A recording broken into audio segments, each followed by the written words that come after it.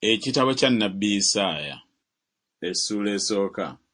Okwolesebwa kwa Isaaya omwana wa Amozi kwe yalabanga ku Yuda ne Yerusaalemi mu mirembe gya Uzziya, Yosamu, Akazi ne Keezeekiya bassekabaka ba Yuda. Wulira ggwe eggulu era tega okutu ggwe ensi, kubanga Mukama ayogedde. Nayonsa ne ndera abaana ne banjeemera. Ente emanya nnyiniyo, n'endogoyi emanya ekisibo kya mukama waayo, naye Isirayiri tamanyi, abantu bange tebalowooza. Woowe eggwanga eririna ebibi, abantu abazitoowereddwa n'obutali butuukirivu, ezzadde ery'abakola obubi, abaana aboonoona. Balese Mukama, banyoomye Omutukuvu wa Isirayiri, basenguse, bazze ennyuma. Ekibaagaza ki okukubibwa nate, n'okweyongera ne mweyongera okujeema? Omutwe gwonna gulwadde, n'omutima gwonna guzirise. Okuva munda w'ekigere okutuuka ku mutwe temuliimu bulamu, wabula ebiwundu, n'okuzimba, n'amabwa amavundu. Tebibunizibwanga, so tebisibibwanga, so tebiteekebwangamu mafuta. Ensi yammwe ezise, ebibuga byammwe byokeddwa omuliro. Ensi yammwe ab'amawanga bagiriira mu maaso gammwe, era ezise kubanga ab'amawanga bagisudde. Era omuwala wa Sayuuni asigadde ng'ensiisira eri mu lusuku lw'emizabbibu, ng'ekikuumirwamu ekiri mu nnimiro y'emyungu, ng'ekibuga ekizingizibwa. Mukama ow'Eggye singa teyatulekerawo kitundu ekyafikawo ekitono ennyo, twandibadde nga Sodomu, twandifaananye nga Ggomola.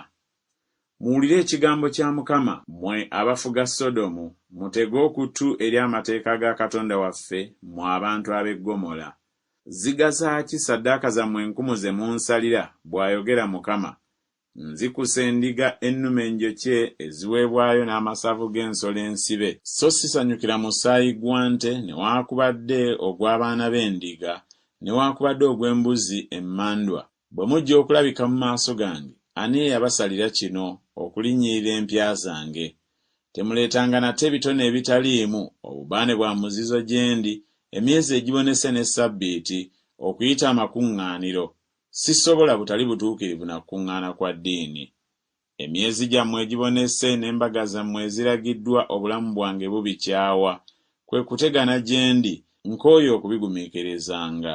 Era bwe munaayanjalanga engalo zammwe n'abakwekanga amaaso gange, weewaawo bwe munaasabanga ebigambo ebingi siiwulirenga. Emikono gyammwe gijjudde omusaayi.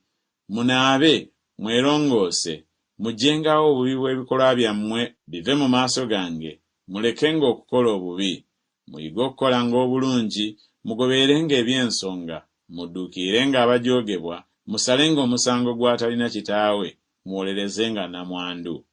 Mujje nno tuteese ffembi, bw'ayogera Mukama. Ebibi byammwe ne bwe biba ng'olugoye olumyufu, binaaba byeru ng'omuzira, ne bwe bitwakaala ng'ebendera, binaabanga ebyoya by'endiga. Bwe munaagondanga ne muwulira, munaalyanga ebirungi eby'ensi.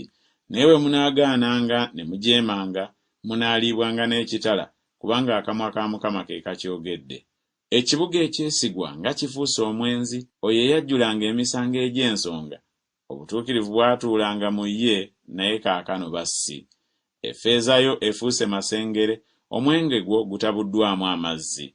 Abalangira bwe bajeemu, mikwano gy'ababbi.